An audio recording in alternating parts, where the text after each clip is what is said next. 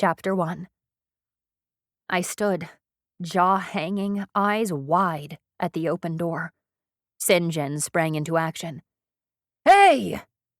The next thing I knew, the guys were tearing off.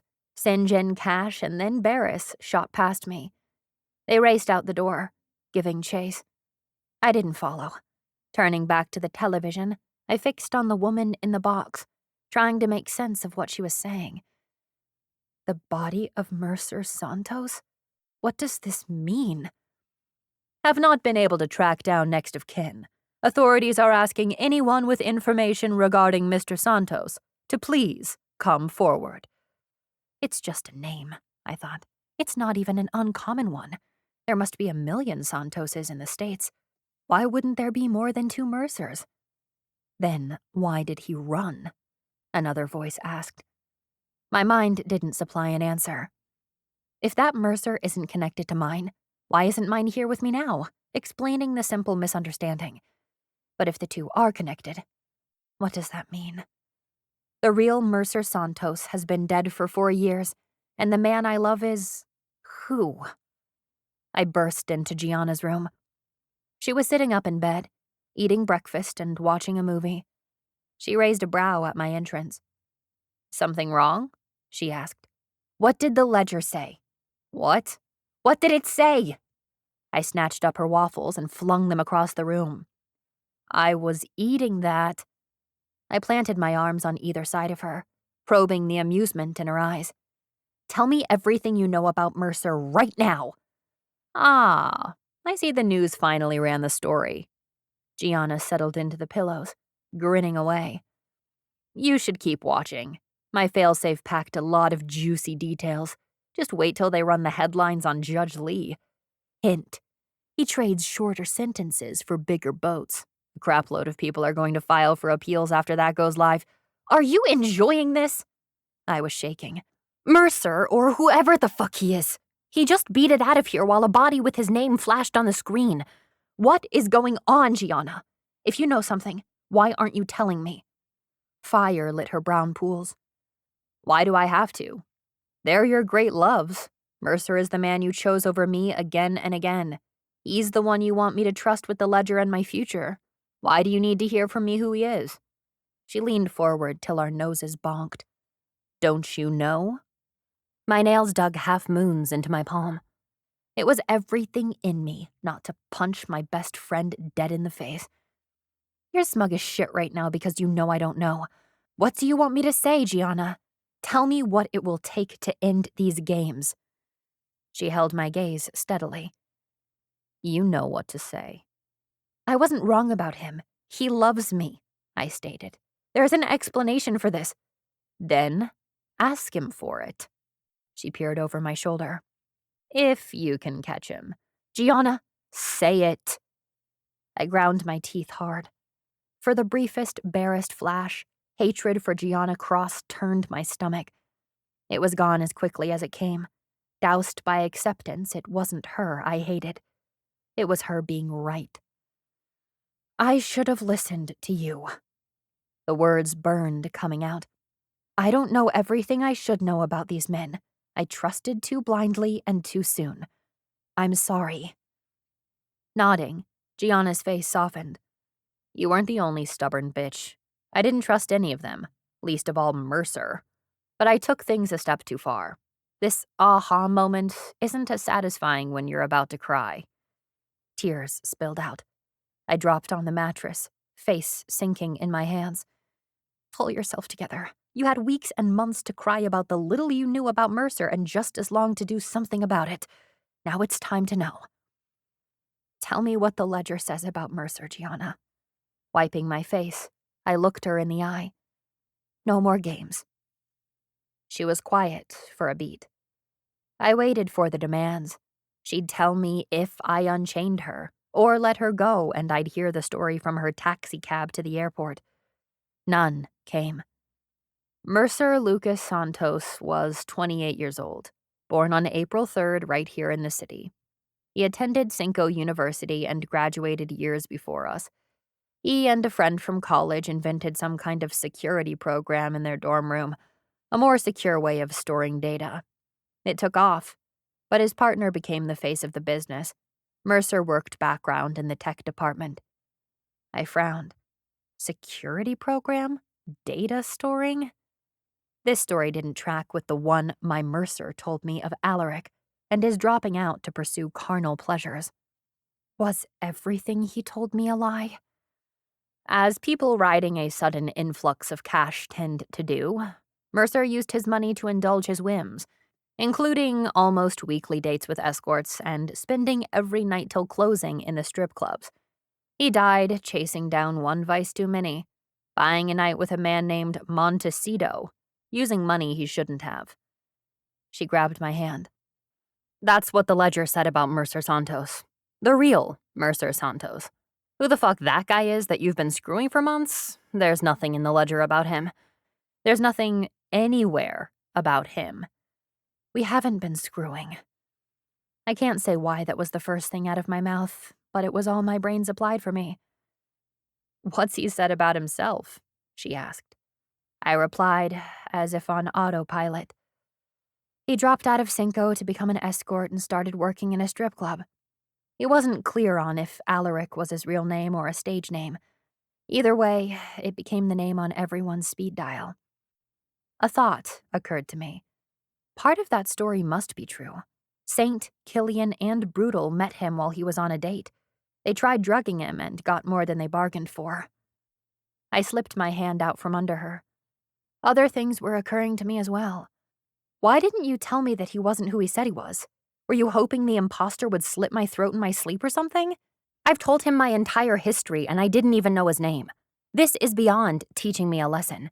You risked me, you, and Dad. Why? I didn't tell you because he asked me not to. Excuse me? Gianna took my hand again. I wasn't waiting for him to hurt you, Addie. He had that option for months and didn't take the countless opportunities you gave him. That was a pretty good hint that killing you and the merchants wasn't what he was after. I figured he wanted exactly what they all wanted. The ledger. When I tested them at the Fairfield, I half expected Mercer to grab that gun and finally reveal his true intentions. But he just stood there like the rest, letting his chance go by. I figured by then I didn't know what he wanted, and why should I find out? He was your problem, not mine. Real nice, Gianna. How many hints did I need to give you, Addie? I practically took out a billboard on Vinton Street, saying the dude was shady. Did you do anything about it? I asked him why he wanted the ledger and what it said about him, I admitted. He refused to say, and even went so far as to tell me he'd rip his page from the ledger before he'd let me see it. Gianna's brows drew together. So he is in the ledger. Interesting. There's a handful of people in there that I couldn't identify. Their names and naughty activities are in the book, but when I researched them, nothing came up. No photos, no address, no phone number, no social media, nothing. The fake Mercer could be one of them. How many are a handful? I asked. 30. Great. The man I love could be one of 30 dangerous strangers who erased himself for reasons that cannot be good. What kind of naughty activities are we talking about? Wet work, selling secrets, trafficking, businesses where you don't give your real name. I shook my head. And you kept that from me because he asked you to? I'm supposed to believe that? She looked away. Mercer came into my room the night you guys brought me here. He said he knew by now that I learned he stole the real Mercer Santos's identity. He swore there was more to the story than I understood, but if it all came out, the person who would be hurt most was you. I would be hurt most? Yes, she said. I asked if he killed Mercer Santos and if he was in the ledger. He wouldn't give me anything except to point out that if he was willing to kill everyone in his way, we were alone, and I was conveniently chained to the bed. I shivered. That was a chilling and accurate fact to point out. He didn't even ask me where I hid it, Addie. He just said to let him tell you the truth on his own. I told him to be quick about it, leaving out my little failsafe. He wasn't quick enough. I don't know what to do with this, I said honestly. How can he pretend all of this is about me? Mercer Santos was killed 4 years before we knew each other existed. And if he wanted to tell me the truth himself, Why did he run out the door? Couldn't tell you, she replied. But if the escort thing is real, I'd start there with finding out who this guy really is. My gaze drifted up to the ceiling and the bedroom on the other side of the plaster, soundproofing, and wood.